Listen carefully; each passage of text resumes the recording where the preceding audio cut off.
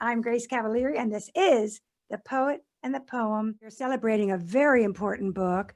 It is an anthology, Singing in the Dark. It has a special theme, poetry in response to the pandemic. And it is a fabulous book. It has 100 poets in 20 languages, and they come across 6 continents. It is a feast. We have the editor here, Nishi Chawla, and we have 3 other poets who are in the book. They're going to read you samples of their own work, and then they're going to read you some things from the book. I'm Grace Cavalieri, and we're really happy to be celebrating this book. So I'm going to introduce the poet. And Bracken, do you want to give a hand when I say your name? Yeah. Diane Wilbon Parks, Geoffrey Himes, Hello. Nishi Chawla, and she is the editor, co-editor, and she'll tell us all about how she got this scheme and what it took to put together. So let's start by hearing a poem from each of our poets who are in the book. And I will tell you about Anne Bracken just quickly. Anne's awesome. She's an artist. She's a poet. She's a humanist. She works for reform in education, prison, and mental health. So she's no slouch. And Anne is an activist and a poet. So let's hear one of your poems. Okay, thank you, Grace. It's a pleasure to be here with everybody. My first poem was inspired by a walk I took this spring. It's called The Importance of Flowers. Rescuing a cluster of pink blossoms lying next to the sidewalk, I inhale my mother's silk scarf and cradle the velvet petals. Immediately, I am caught in the slipstream of time, emerging as the little girl in a blue jumper, carrying a bouquet of fresh flowers. That morning, my mother braved a thicket of spring grass to snip forsythias and cut bunches of lily of the valley. She wrapped the flowers in waterlogged paper towels, secured with wax paper and a loose rubber band. I felt special that day, bringing flowers for Mary's altar, set up in the front of my 4th grade classroom. I cupped the pink flowers in my palm as carefully as I carried the Mary bouquet to school. Inscribed in my memory, a soft focus Polaroid of the days when the Hail Mary was a rote prayer, recited before every class, and the phrase, "Now and at the hour of our death," held no fear. That's Anne Bracken. Our next poet who's in the book is Geoffrey Himes. Jeff is a cultural historian. He's a poet. He's a musician. He is the author of Bruce Springsteen's biography, and he's a journalist. But tonight he's our poet. Which poem did you choose from the book, Jeff, to read us? I'm going to start with March 2020. I was struck at that time that it was an especially beautiful springtime, and yet there was all this, pandemic, death floating around, and the contrast. This is a poem about that contrast. March 2020. The weather outside is spring glorious, sun-soaked, green-grassed, daffodil-dappled. It's the weather inside, within our bodies, that is storm-blown and ice-locked.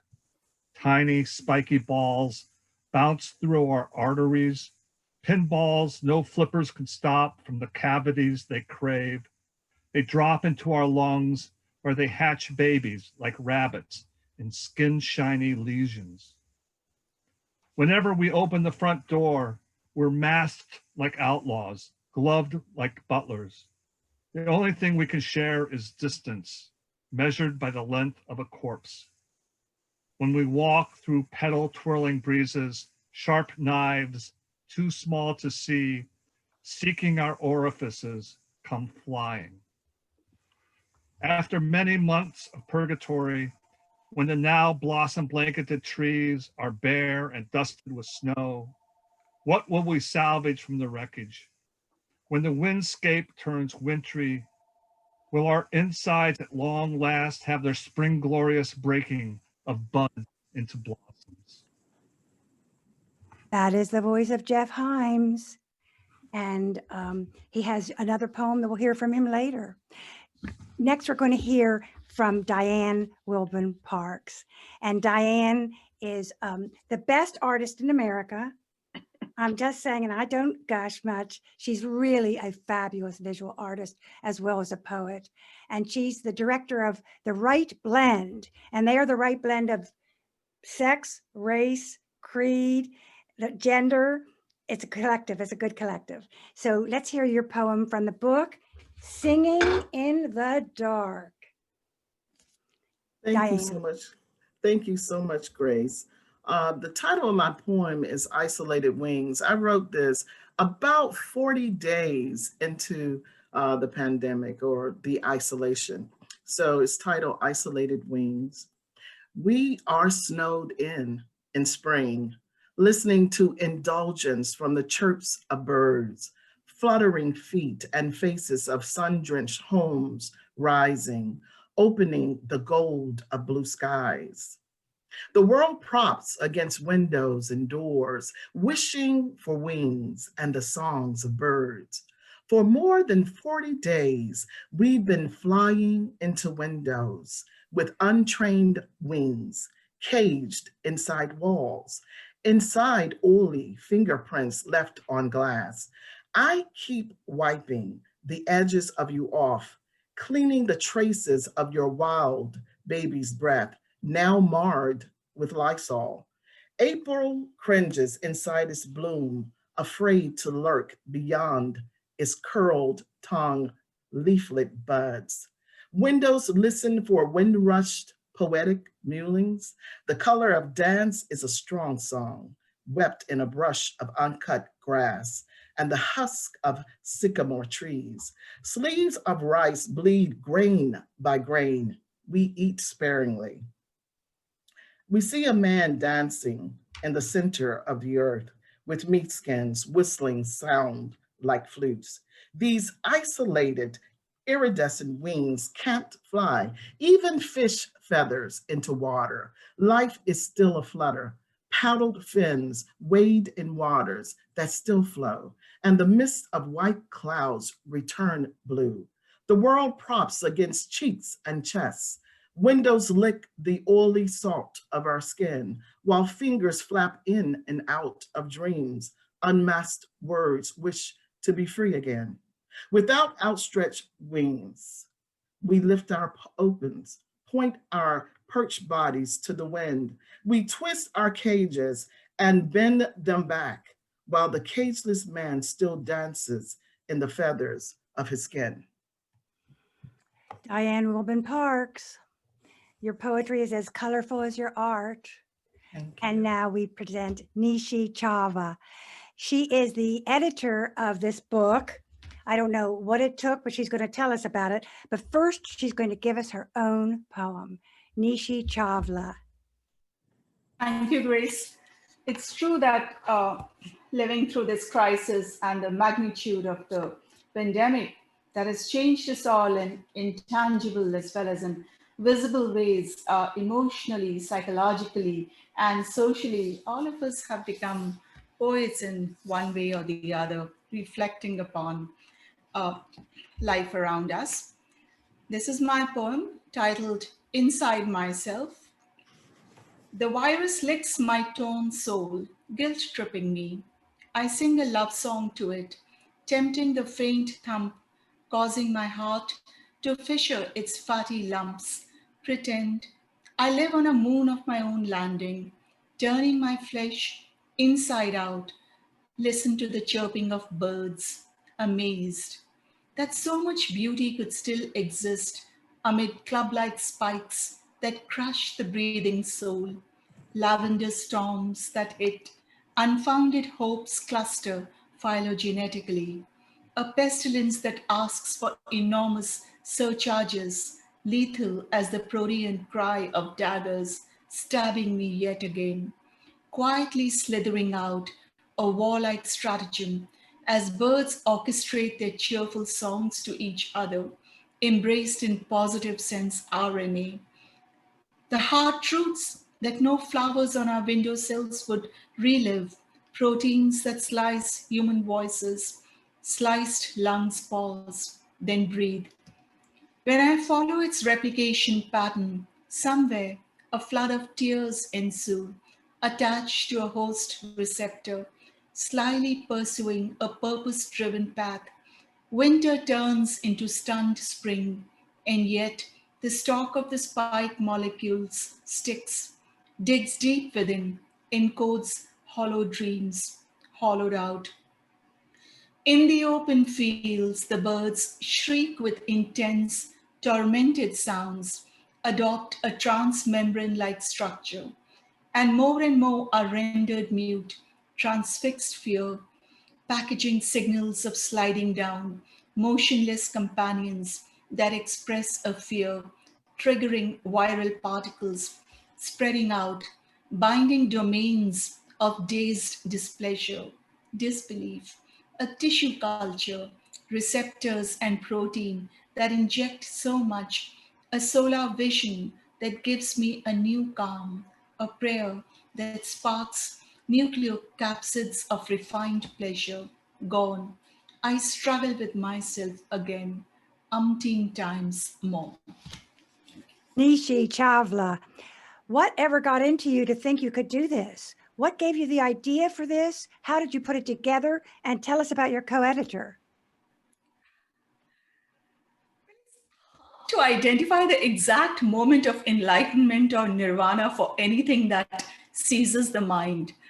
On a primal level, inspiration sprang from our urge to make sense of what is happening in our lives as the crisis plunges us deeper into a new reality that is virus-driven. Human beings have long turned to creative expression in times of crisis. Well, every social and emotional crisis inspires and fosters creative expression. The poems in our anthology, of course, wrestle with the issues surrounding and confronting us now.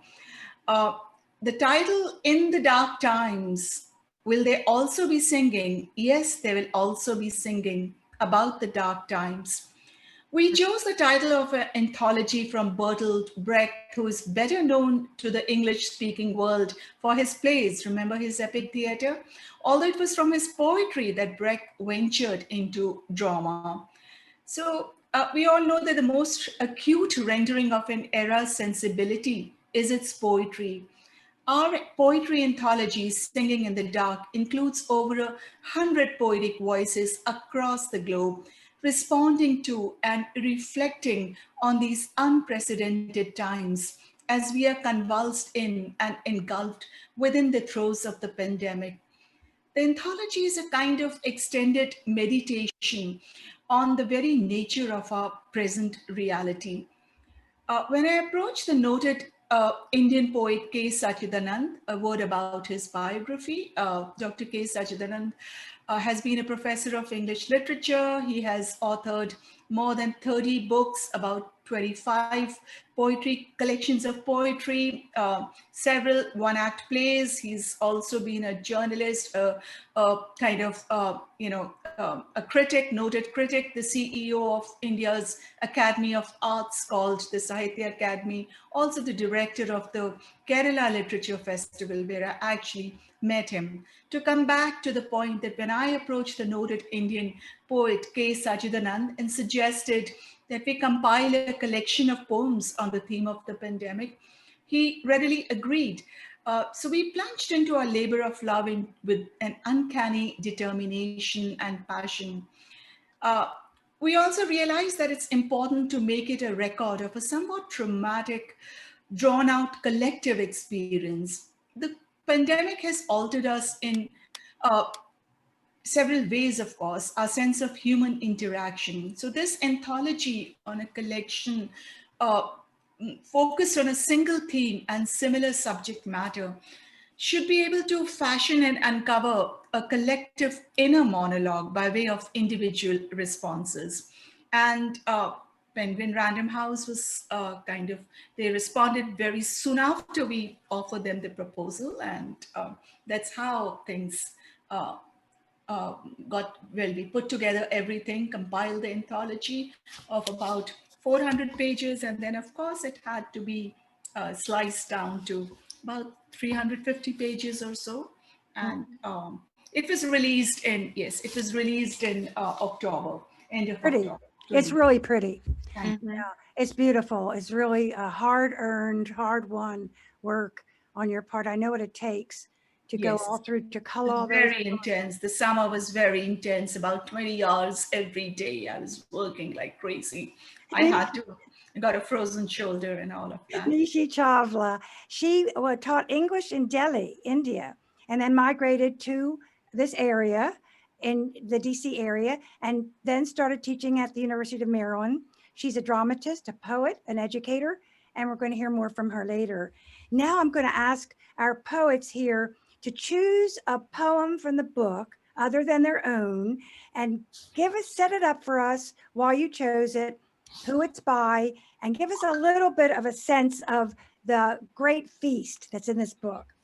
So the first person who's going to do this, let me see, is going to be Jeff.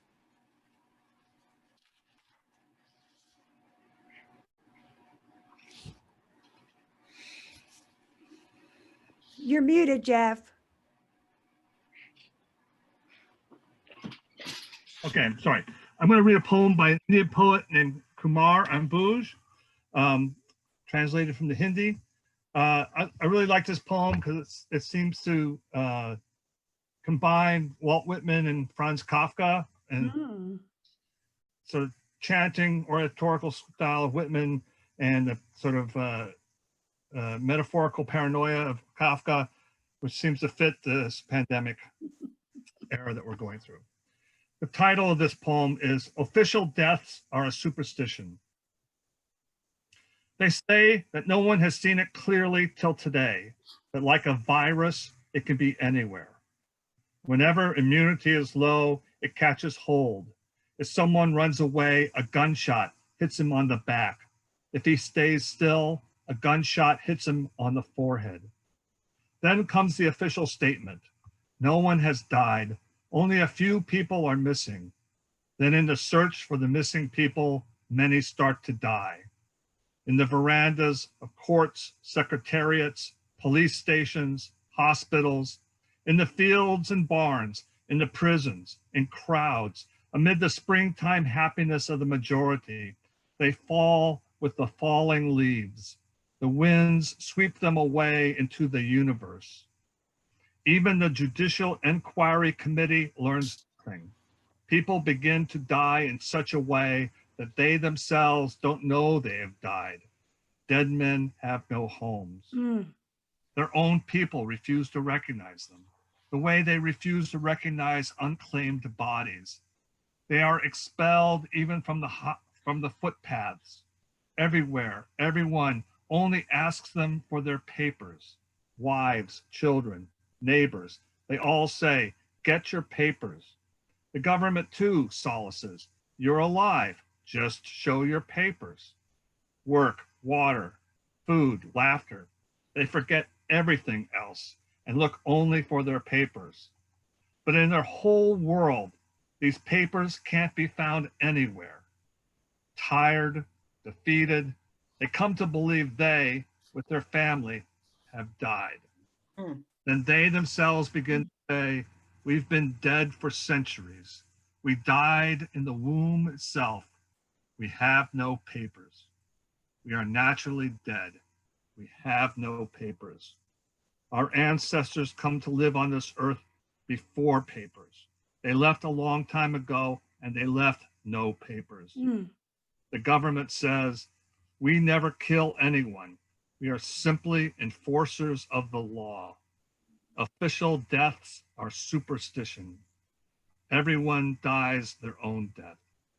The newspapers and the TV channels remind us of this day and night. That is so powerful. What country is that, Jeff? India. Wow. It doesn't feel as if it comes from an American poet. That's the interesting thing. The tone, the word choice, that's so interesting. And another poet, who would like to read another one from the book? Anne, what poet, who did you choose? I chose Joy Harjo, the U.S. Poet Laureate. Just nominated for a second term. Yes, Mhm. yes. Well, I think she's quite worthy of it. And the poem is called I Give You Back. And I chose the poem because for me, it's a fierce testament of letting go of burdens and letting go of trauma. I release you, my beautiful and terrible fear. I release you. You were my beloved and hated twin, but now I don't know you as myself. I release you with all the pain I would know at the death of my children. You are not my blood anymore. I give you back to the soldiers who burned down my house, beheaded my children, raped and sodomized my brothers and sisters. I give you back to those who stole the food from our plates when we were starving. I release you, fear, because you hold these scenes in front of me, and I was born with eyes that can never close. I release you, I release you, I release you, I release you. I'm not afraid to be angry. I'm not afraid to rejoice. I'm not afraid to be black. I am not afraid to be white. I am not afraid to be hungry. I am not afraid to be full. I am not afraid to be hated. I am not afraid to be loved, to be loved, to be loved, fear. Oh, you have choked me, but I gave you the leash. You have gutted me, but I gave you the knife. You have devoured me, but I laid myself across the fire. I take myself back, fear. You are not my shadow any longer. I won't hold you in my hands. You can't live in my eyes, my ears, my voice, my belly, or in my heart, my heart, my heart, my heart. But come here, fear. I am alive, and you are so afraid of dying. Beautifully read, Anne. That was beautiful. I'm going to send that out to my workshops who are studying the list, because look at how inventive she was with the list. She changed it up so much. You know, it is not just vertical. That's beautiful. Diane, who did you choose and from what country in the anthology? I chose a poem by Amir Orr, and he is an Israeli poet, novelist, and essayist. He actually wrote this poem. It's a short poem, but it packs a lot of power. He wrote it in Hebrew as well as English. The title of this poem, let me tell you why I love this poem. It's titled Reflection. And in my work, I do use a lot of light and shadows and mirrors. So when I saw this, I was immediately drawn to it. So I'll read it. Reflection. These are reflections that became frozen forever. This is the mirror room of memory. A child in the darkness plays hide and seek with shadows, sinks into the secret places of the stairs, turns into a shadow. A child in the dark separates from his image, dreams his face inwards. In a mirror of darkness, he reveals light and sees. Is I love it. Is the Hebrew on the page as well as the English? No, it's only English, but it does say that it was written in Hebrew Originally. as well. Right. And do you you really use reflection and light in your paintings? In my paintings and in my poetry. And what, Grace, what I love about this poem is that the child that's playing hide and seek, he plays hide and seek behind stairs and becomes a shadow. And then he dreams himself and sees his own face as he turns inwardly. So the reflection in this poet and his poem is so many places in the poem. I love it. It's fabulous. It's a prism. That's what this book is. I mean, really, it is. This book is a panoply of different ideas and thoughts and personalities. So, Nishi Chawla, who have you chosen to represent the book, and what country is it from?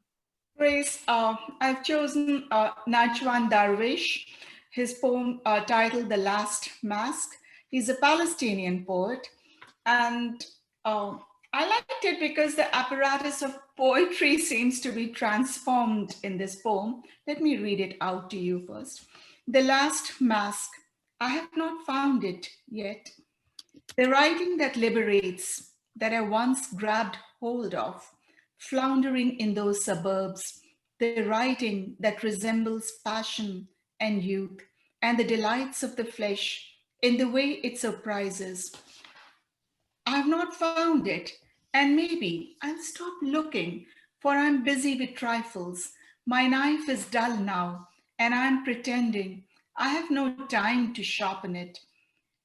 Time put on its masks and called to me from behind the newborn in the cradle, the infant on all fours, the child's first steps, the stumbling adolescent, the misgivings of the youth, and the grown man's despair. Time called to me from behind all the frail and aging promises when time has no more masks to wear. But now I've got to crawl and walk and stumble forward and chase down my misgivings and precede all the promises as I stretch myself out in the coffin. The last mask is in my hands and I must wear it now. The poet seems to be a kind of restless innovator who disrupts generic conventions, breaking up the coherence of simple poems and bringing into his own poem kind of, an intense personal ambivalence. It's got its ellipses, its jagged edges. It seems to, disrupt formal coherence traditionally enforced by tonal and figural continuity. It gives us, so it's kind of, it gives us fodder for thought, and therefore I like it. Do you know this poet? I happen to be part of a Zoom discussion that was organized from Mumbai with a group of poets from across the globe. This was just 3 days ago. Oh. And Najwan Darwish was also invited. He came in and he read in Arabic, which was like, I don't know Arabic, but it was like music to my ears, poetry to my ears. It was very intense and a wonderful experience. Beautiful. And Najwan Darwish, he is born in Jerusalem, Palestine. He has been described as one of the foremost Arabic language poets of the generation, and written a lot, of course. Well, he'll see this show, and I hope you'll let him know that you read his poem, and he'll hear you read it, I hope. I shall definitely tell him, yes. And so we have an anthology of 100 voices from various countries. It's quite thrilling to be part of this. And I wanted Jeff to talk a little bit about why it matters. I mean, so what? So we have an anthology of 400, 300 pages. What is the significance of putting together all these voices from so many countries and crossing so many bridges? What does it say about our culture? I think we read anthologies for similar reasons to the reasons we read books by a single author. We read a book by a single author, we're trying to get a sense of the character and personality of that author. And when we read an anthology, we're trying to get a sense of the character and personality of a community. And a community that's defined by whatever reason the anthologist chooses. It could be a geographic community, it could be a thematic community, it could be a sort of demographic community. And in this case, it's a community that's united by this great historical event that we've been living through, of this pandemic. And, I think that by reading these poems, we get a sense of what it was like to be, to live in this time and to experience these things that we've been experiencing And that the great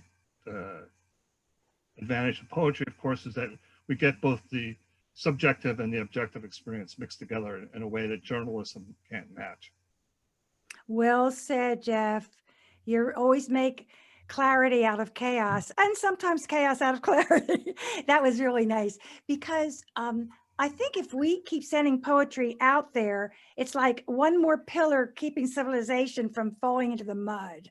That's the way I feel about it. And this anthology has 400 reasons. Let us go back to our own poetry in this. And Anne, you have another poem in the book. Yes, I do. You have a second poem. You're going to give it to us. Yes. What is it? It's Set it up. called In Need of Imagination. I wake to the call of the warbler, another morning where the flame of inspiration sputters under the intangible sense that life has been suspended. Preparing coffee feels fractious. The pulse and whir of grinding beans, the tangle of electric cords waiting for the day to begin, with toasting and blending and boiling. My country wraps itself in hubris, despite bridges routinely collapsing. Sunlight fractals on the brook. I hold a leaf in my palm, hoping for an end to the unsparing rigidity of the powerful. You bring that home. What's that last line again? I hold a leaf in my palm, hoping for an end to the unsparing rigidity of the powerful. Bring it home, Anne. Bring it home. You gotta have hope.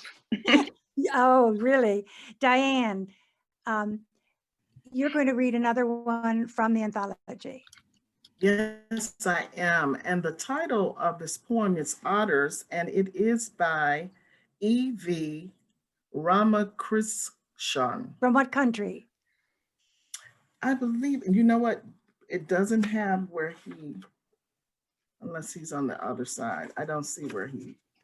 Ravi, does that sound like from India? Indian. Yes, from India. Indian. Okay. Okay, so I will read his poem. It is entitled Otters. Otters taught me how to be. There is no need to be seen to see oneself. Man was a rumor they did not believe in. They were sea conscious of larger things that stretched beyond the clock and the calendar. As I turned away from them, the crowded seashore became desolate, like a vandalized mausoleum. Diane, we're going to go back now to Jeff, who has a poem, another poem. Right. This is your own, so set it up. So this is a poem about how sometimes art can be inadequate for the situation as horrible as the one we've been living through. It's called Performing Arts Centers. If I read one more simpering poem full of flowers and abstract nouns, or hear one more sensitive song full of arpeggios and winding paths, I swear I'm going to burn down a performing arts center. Don't you get it? Nature isn't going to save us. The coronavirus is nature. That microscopic ball with the hooks is an organism as committed to its own survival and as indifferent to ours as the shadiest apple tree in bloom. Nature is as terrifying as it is inspiring, and anyone who doesn't acknowledge both halves of that truth disrespects nature as much as the worst polluter. Man is nature, but so is the fire that killed his mother. Nature is all we've got. From the smallest virus to the proudest ape, no puppet master is dangling the marionette strings. No ghosts are pushing around the furniture. The virus wants the wet warmth of our lungs, and so do we. Who will be the smarter? I'm not really going to burn down a performing arts center, but I am going to picture it in my mind. Those not so smart sensitive souls screaming, their rose-tinted glasses cracking in the heat, their peasant chic shirts smoking on their backs. Geoffrey Himes. He always keeps us going. You wake us up. You always wake us up, Jeff. And we have, Anne, you have another poem in the book. Well, I have one from another poet. Yeah, who is it? His name is Max Garland. And What country? American. He's a US poet. He's an American poet. Wisconsin. Yes. His poem is, we're so familiar with this phrase that had no meaning a year ago, social distancing. Say there came a pandemic, some news-drunk virus sets its hooks in us, and only the sky for a nurse, arched and empty and barely even blue. And only the musical pulse and the several senses for consolation, except for a stream of distant words like waves bearing the rush, curl, and foam of elsewhere arriving.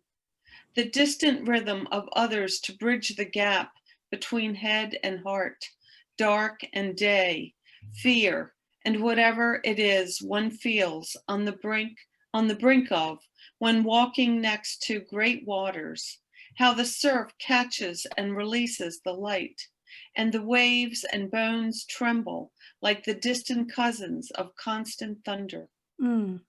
We know salt tumbles eventually from ocean to body and back and forth. We know it takes ages to regather the shaken self into the good world again. I remember a ritual once where hundreds of tiny basket-like boats were lit and launched with prayers and flowers and misfortunes, ignited and cast out on the water until the bay was ablaze, a rocking constellation of human woe uttered in small tongues of flame, until little by little they drifted, burned, and blinked out. And then it was just dark water again, and we all went home. Did our troubles never return? Were we really less burdened or better people? What I mean is sometimes worry needs to be ignited, launched into words, if only to blaze a while among flotillas of sorrow we thought were ours alone. What I really mean, of course, is keep in touch, even if you don't know what to say, especially if you don't know what to say.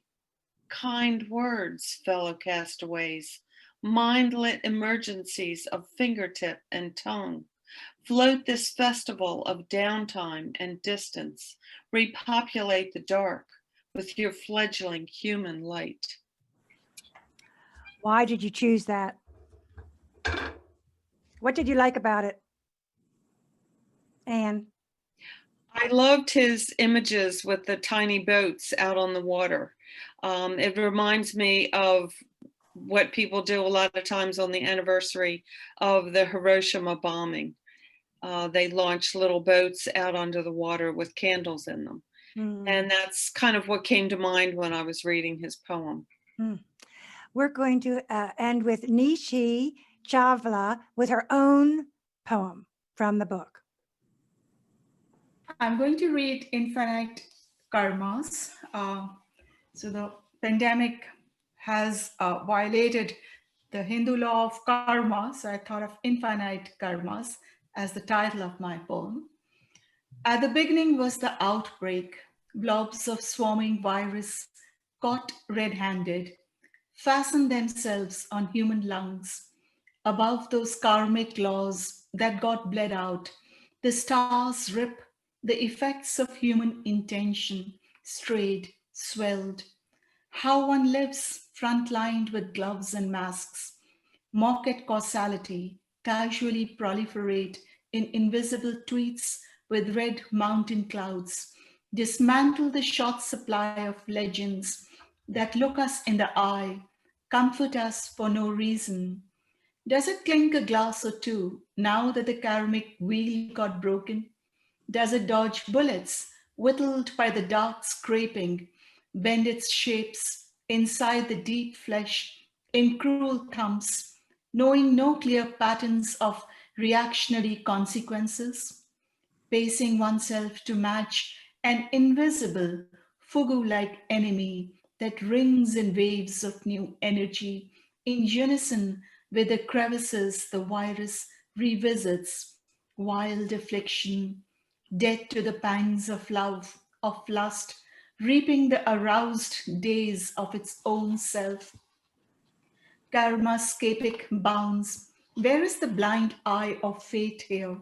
Discriminate between willing it, nor etched, nor accrued in discrete scoops, shields of our own actions, generating, flourishing between the responsible and not so. Thank you. That's Chawla, Nishi Chawla, who is co-editor of this fabulous book. This is all you need. I'm telling you, there's something of everything in this book. And it's so interesting because each country has such a different flavor, such a different tone. To end the program, I'm going to read a poem by Sabina Pasquarelli. It's called May 2020. Now, Sabina lives in Tuscany. This is to show you just how many people are represented. She lives about 20 miles west of Florence in a little town called Montespertoli. And she is a fabulous, beautiful translator of poetry. And she writes in many languages. She wrote this in English. It's called May 2020. I watch the behavior of the people on the street.